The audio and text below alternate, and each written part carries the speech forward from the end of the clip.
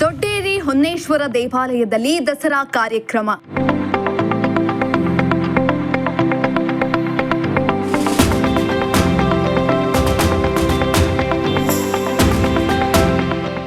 ಹೊನ್ನೇಶಗೌಡ B R ಗೊಂದಲಕ್ಕೆ ಕಿವಿಗೊಡದಂತೆ trust ಕರೆ.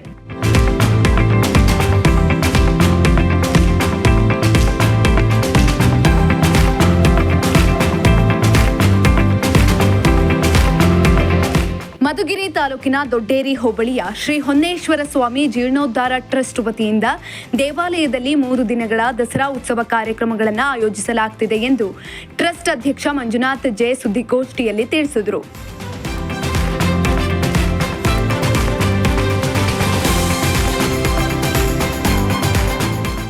ತಾಲೂಕಿನ ಕುಂಚಿಟಿಗರ ಸಂಘದಲ್ಲಿ ನಡೆದ ಪತ್ರಿಕಾಗೋಷ್ಠಿಯಲ್ಲಿ ಮಾತನಾಡಿದ ಟ್ರಸ್ಟ್ ಅಧ್ಯಕ್ಷ ಮಂಜುನಾಥ್, ದೇವಾಲಯದ ಅಭಿವೃದ್ಧಿ ಕಾರ್ಯಗಳಿಗೆ ಹಾಗೂ ದಸರಾ ಉತ್ಸವದ ನೆಪದಲ್ಲಿ ಗೊಂದಲ ಸೃಷ್ಟಿಸಲು ಹೊನ್ನೇಶಗೌಡ ಬಿಆರ್ ದುರುದ್ದೇಶವಾಗಿ ಕಿರುಕುಳವನ್ನು ನೀಡುತ್ತಾ ಇದ್ದಾರೆ.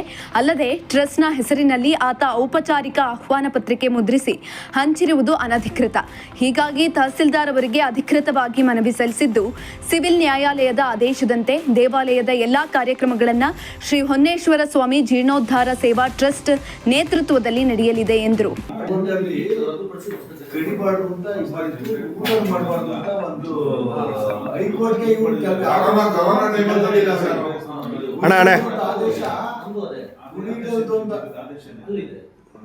ಗುಡಿಗಳದ್ದು ಒಂದು ಆದೇಶ ಏನ್ ಮಾಡಿದ್ರು, ಯಾವ ಧರ್ಮದತ್ತಿ ಇಲಾಖೆಯಿಂದ 200 ಮೀಟರ್ ಒಳಗಡೆಗೆ ಊಟ ತಂದು ಹೈಕೋರ್ಟಿಗೆ ಡಿಸೈಡ್ ಮಾಡಿದ್ರು.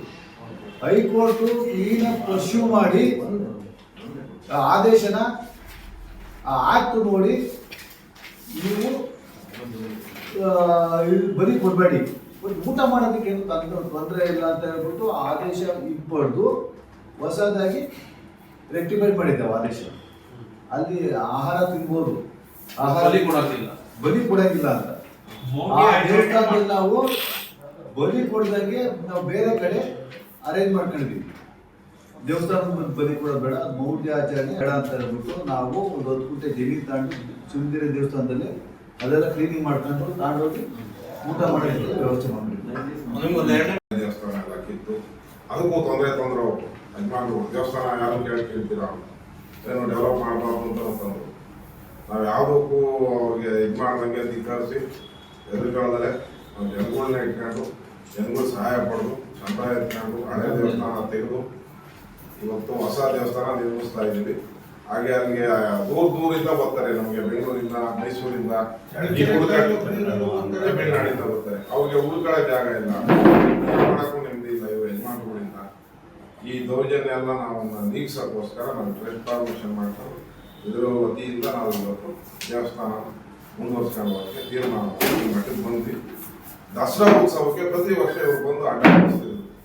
ನಾವು ಮಾಡ್ಬೋದು, ನಮ್ಮ ಯಜಮಾನ ಮಾಡಬೇಕು ಅಂತೇಳಿ ನೋಡಪ್ಪ, ಯಾರು ಯಜಮಾನ ಹೋಗ, ಎಲ್ಲ ಅಣ್ತಂದಿರಾಗ ಹೋಗೋಣ, ದಸರಾ ಉತ್ಸವ ಎಲ್ಲ ಸೇರ್ಕೊಂಡು ಮಾಡೋಣ ಅಂತೇಳಿ ಎಷ್ಟು ಸತಿ ಕಾಂಪ್ರಮೈಸ್ ತಗೊಂಡು ಅವರು 100 ಸತಿ ಕರೆದಿದ್ವಿ, ಬಂದಿಲ್ಲ.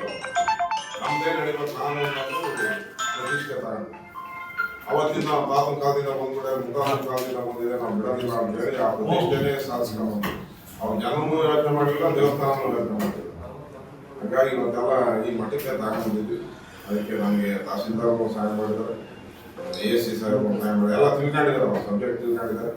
ಹಾಗೆ ನಾವು ಕೋರ್ಟ್ ಮೂಲಕನೂ ಹೋರಾಟ ಮಾಡಿ ಹೈಕೋರ್ಟಿಂದ ಆರ್ಡರ್ ಬಂದಿದ್ವಿ. ಆ ಆರ್ಡರ್ ಯಾರಿಗಿದೆಯೋ ಅದರಂತೆ ನಡೆಸ್ಕೊಂಡು ಹೋಗೋಣ ಅಂತ ಇವತ್ತು ತಹಸೀಲ್ದಾರ್ ಕಾಪಿ ಕೊಟ್ಟಿದ್ದಾರೆ. ಸಾಲದಲ್ಲಿ ಮಧುಗಿರಿ ಮುನ್ಸಿಪಲ್ ಕೋರ್ಟ್ನಲ್ಲಿ ಒಂದು ಜಡ್ಜ್ಮೆಂಟ್ ಆಯಿತು ಆಗಸ್ಟ್ 10, 1935. ಅದರ ಪ್ರಕಾರ ಕಾಂಪ್ರಮೈಸ್ ಡಿಗ್ರಿ ಪ್ರಕಾರ 5 ಜನ ಬಂಡಿ ಯಜಮಾನರು ತಂದೆಯಲ್ಲಿ ತೀರ್ಮಾನ ಮಾಡಿಕೊಂಡು ಕಾಂಪ್ರಮೈಸ್ ಡಿಗ್ರಿ ಮಾಡಿದ್ರು.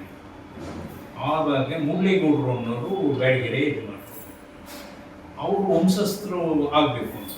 ಅದಕ್ಕೋಸ್ಕರ ಏನಾಯಿತು, ರಾಜಗೋಪಾಲ್ ಅವರು ಕಾಲವಾದ ನಂತರ ಆ ಮುಳ್ಳೇಗೌಡರ ವಂಶಸ್ಥರಲ್ಲಿ ಹಿರಿಯರಾದಂಥ ಮಾನ್ಯ ಶ್ರೀ ಶಿವರಾಜ್ ನಿವೃತ್ತ ಎಲೆಕ್ಟ್ರಿಕಲ್ ಇಂಜಿನಿಯರ್ ಅವ್ರನ್ನ ಮಹಾಸಭೆಯಲ್ಲಿ ತೀರ್ಮಾನ ಮಾಡಿತು ಮತ್ತು ವಂಶಸ್ಥರೆಲ್ಲರೂ ಸೇರಿ ಅವ್ರನ್ನೇ ನಮ್ಮ ಹಿರಿಯನು ಅಂತ ತೀರ್ಮಾನ ಮಾಡಿ ಒಪ್ಪಿಗೆ ಪತ್ರನು ಕೊಟ್ಟು ಇದು ಮಾಡಿ.